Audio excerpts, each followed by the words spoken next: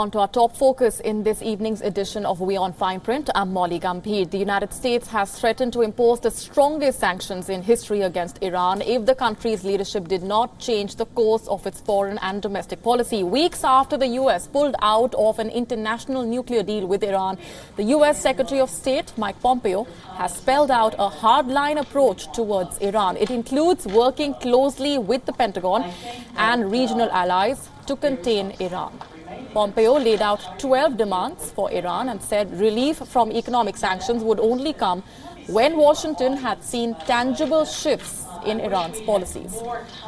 Pompeo also said the United States would hold those carrying out prohibited business activities in Iran to account. His threat of further sanctions coming as European parties to the landmark nuclear deal, France, Britain and Germany were working to find a way to keep the pact in effect with Iran after Washington's exit. Pompeo said Washington would be open to a new treaty and wanted the support of America's allies.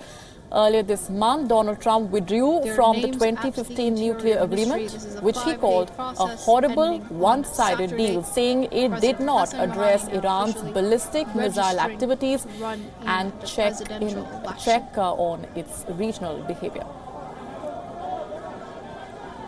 America's commitment to the Iran strategy President Trump laid out in October remains. It will now be executed outside of the JCPOA. We'll continue to work with allies to counter the regime's destabilizing activities in the region, block their financing of terror, and address Iran's proliferation of missiles and other advanced weapon systems that threaten peace and stability. We will also ensure Iran has no path to a nuclear weapon. Not now, not ever.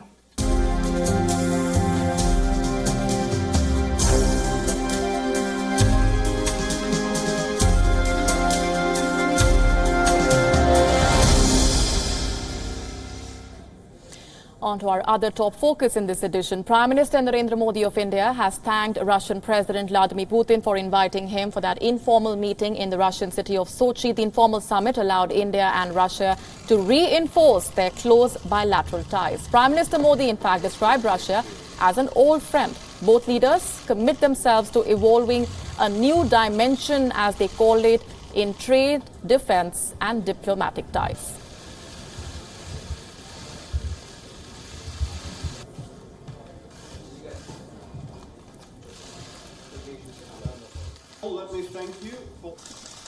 लंबे अरसे से भारत और Russia एक अटूट मित्र रहे।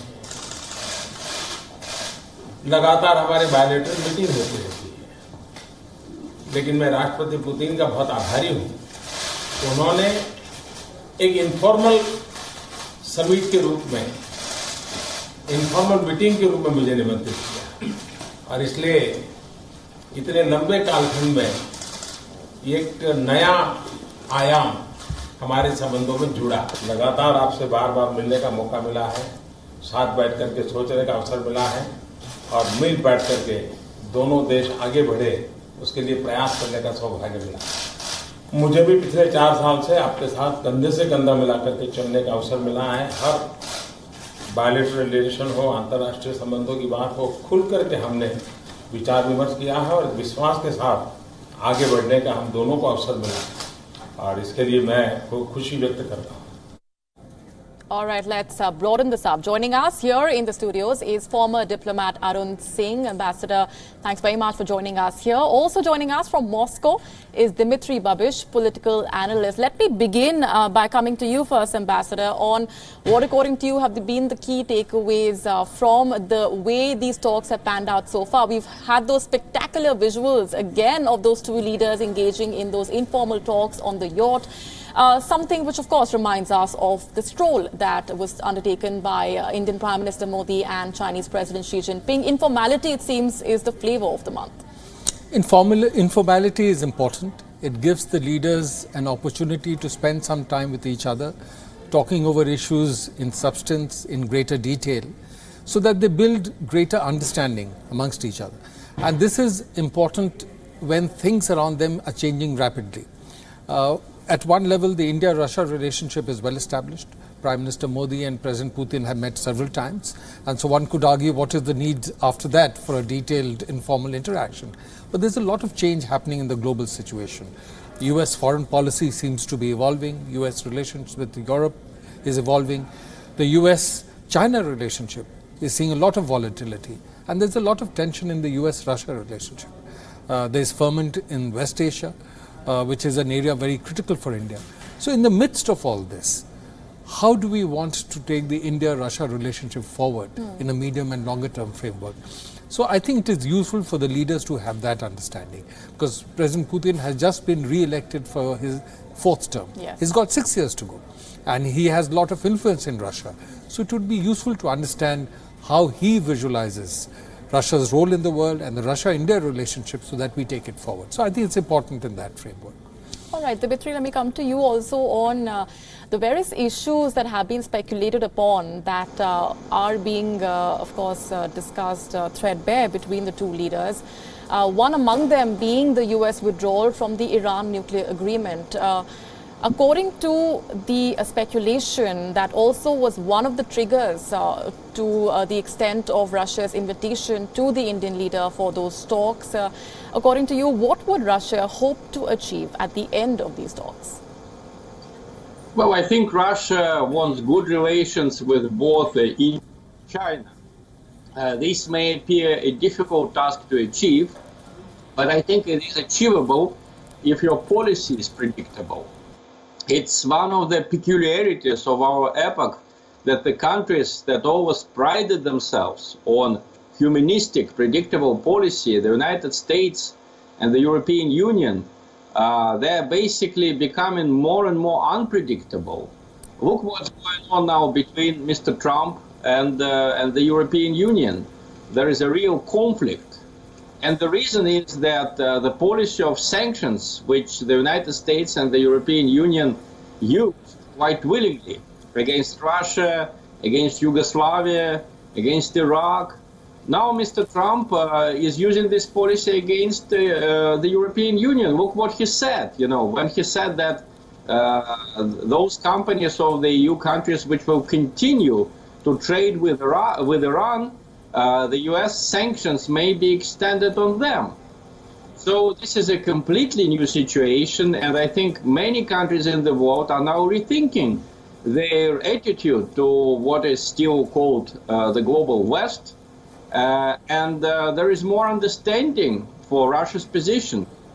So I think what Mr. Putin wanted to achieve as a result of his meeting with Prime Minister Modi, it was not just a few important economic agreements, even though important agreements were signed, including one on the Russian-built nuclear plant in Tamil Nadu. The other important thing is kind of philosophical agreement with the Indian leader on what's going on in the world right now, especially on the actions of the United States and the European Union. Right. Let's also take a step back, Ambassador, and the broader framework under which the Indo-Russia relationship has really worked, going back to 2000, and something that the Indian Prime Minister today also invoking Atal Bihari Vajpayee while talking about solidifying the Indo-Russia relationship. There's several ups and downs, to say the least, that the relationship has gone through. If you look at the graph overall, what according to you have been the peaks in that relationship? In his meeting with President Putin, the Prime Minister had made extensive references to the year 2000. Yes. The year when President Putin had visited India, and the year when the two countries had made a declaration on strategic partnership. And that was very critical because we had earlier developed a certain comfort in the Indo-Soviet relationship, and the peak of which had been in the 1971 conflict, when the Soviet Union had stood firmly with India, when we had come under some pressure from the West. But once the Soviet Union was dissolved in 1991, there was a lot of concern as to how the new Russia would want to define its relationship with India. The new Russia in the early 90s wanted to build a relationship with the West, because it felt that the West, the political and economic system of the West, had been the victor in the Cold War, and they wanted to follow as much as possible that system and emerge from where they were. After some time, I think there was a sense there that the West was not prepared to integrate Russia fully. There was NATO expansion, there was expansion of the European Union, and they started looking at the relationship with their traditional partners differently. It was then that President Putin in 2000, in his first year as president, visited India. And so that's really started laying the basis for the new relationship. Since then, there have been annual summits, 18 such summits have been held. And in 2010, again, when President Putin had visited India, the two countries declared a special and privileged strategic partnership. And the reason for that is that in terms of defense cooperation, our cooperation with Russia is the most extensive. Even today, although we are widening our options, more than 60% of our defense inventory comes from Russia. We get certain areas of critical technology that we have not got from anywhere else. Right. If you look at the BrahMos missile, nuclear-powered, leasing of nuclear-powered submarines, and there are many such examples. Russia has also provided political support to India, including at the United Nations, when it has been critical for us. So there is factoring in of all that, and it is on that basis that our relationship with Russia, clearly from our point of view, is a factor of stability as we pursue our national security interests. And we need to keep that in mind even as we widen our options and deepen relationships with the United States, with European countries and others. And safe to say that India seems to be caught in the crosshairs in the midst of the US sanctions, whether it's Russia, whether it's Iran. India, of course, caught in that spot as well. But that also brings us to the next point of, if I can take that across to Dimitri on that. Dimitri, the talk of the US sanctions when it comes to the defense ties, when it comes to Russia. How worried is Moscow, and would it be safe to say that that is one of the reasons that have brought the two leaders together today?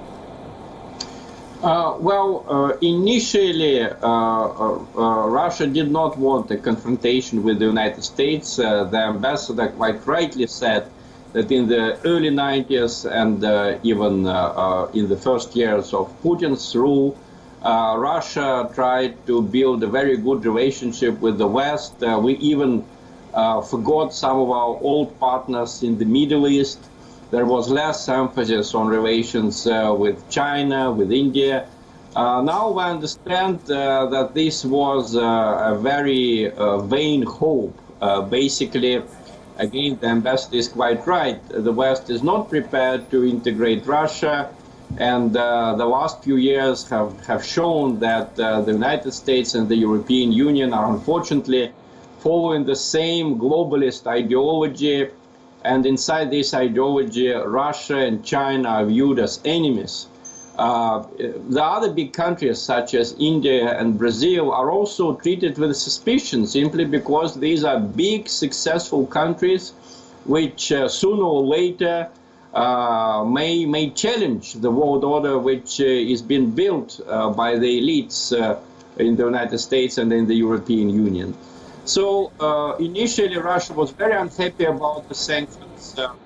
The Russian leaders have pointed to the fact that these sanctions were not agreed by the UN Security Council, that they are illegal in fact. But obviously now we have kind of calmed down. We have seen the sanctions are going to be with us for many years.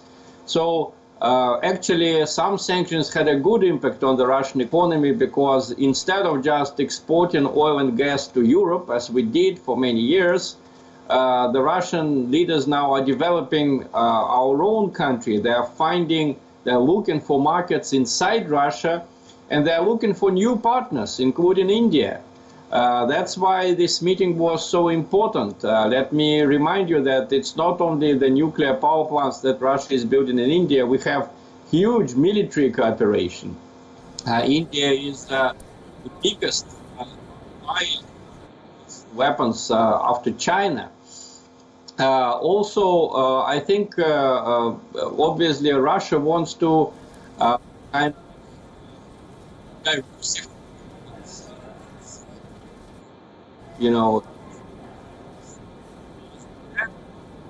Right.